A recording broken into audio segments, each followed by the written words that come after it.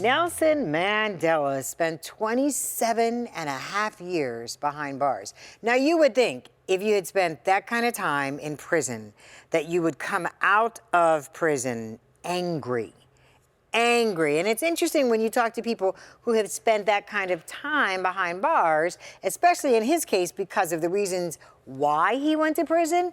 You would think you would have found a very angry, very bitter man, but that, in fact, is not who he was. In fact, I mentioned in a conversation earlier, as we were putting this show together, the first thing he did when we got to his hotel room that day was he made me a cup of tea.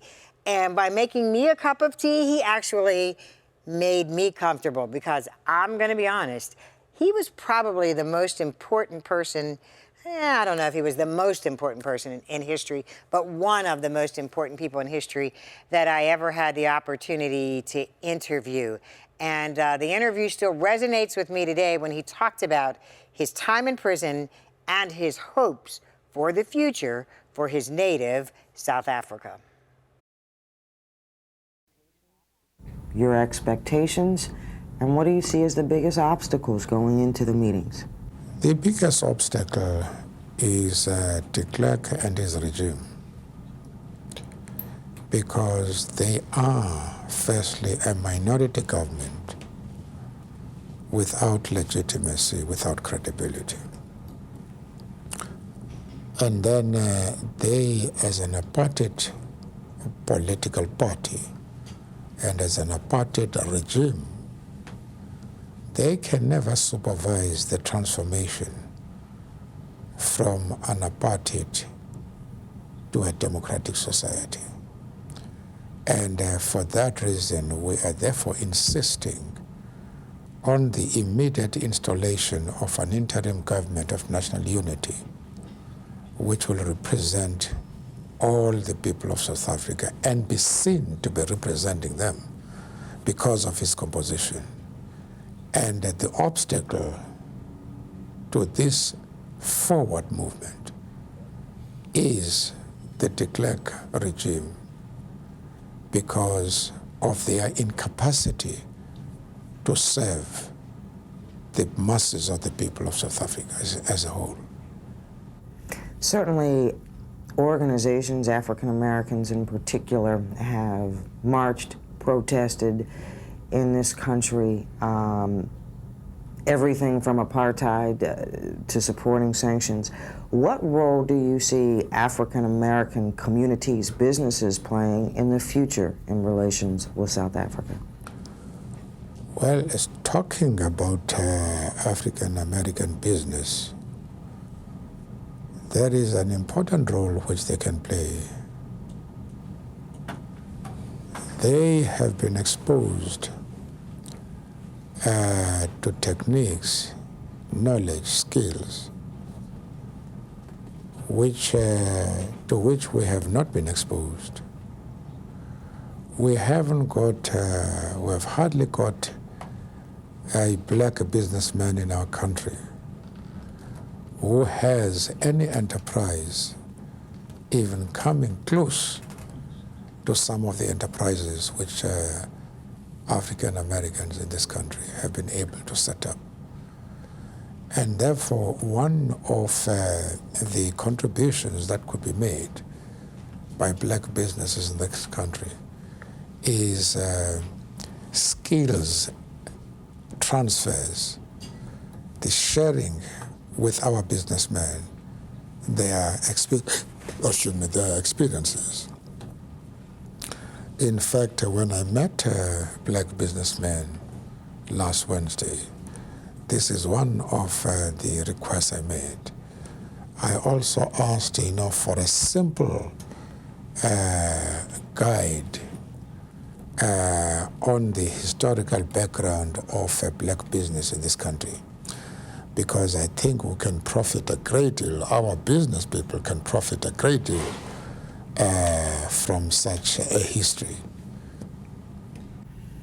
I mentioned the meetings on the 20th and the 21st. Certainly there are a lot of expectations around the world to come from those meetings.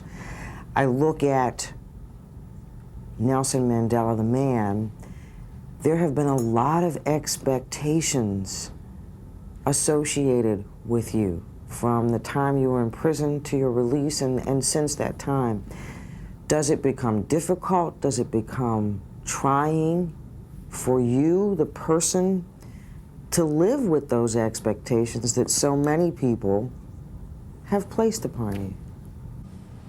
Well, we must correct a perception that it is an individual who can bring about radical changes in the political situation.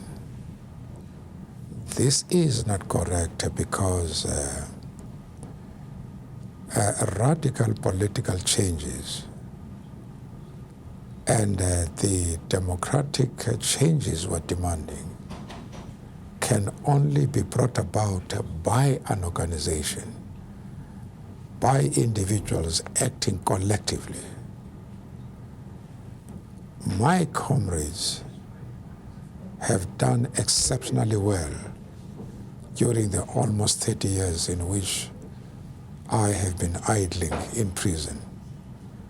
And what has happened is that coming out, I was able to add my bit, my contribution to that excellent spade work which was done by my comrades from abroad and others inside the country, and still others inside prison, because we had established channels of communication. And I can assure you that my comrades played a very important, if not decisive, role in arousing the expectations which you find today.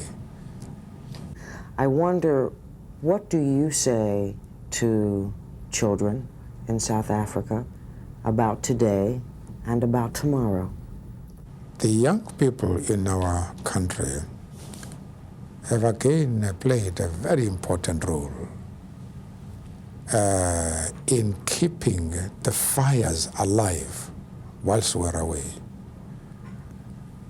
I was startled when I came out to find a new dimension in thinking and in the handling of problems.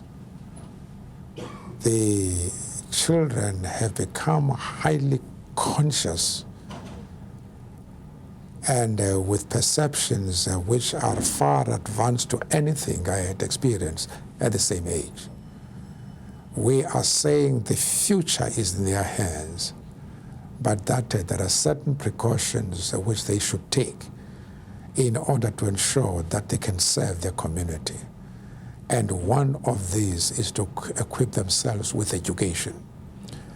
And that if they are going to cope with their counterparts in South Africa, and more especially if they are going to cope with their counterparts throughout the world, they have to make sure that they are properly equipped, because the world today has become very small, and world organizations are now focusing attention on problems which are international in nature.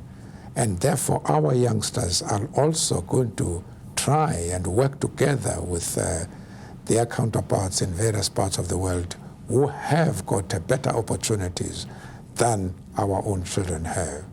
And therefore the question of education is of paramount importance to our children. And this is the message we're trying to give to them. And how that message resonates today. I'll be back in just a second with some closing thoughts, and I'll go away when the Lynn Freeland Show continues.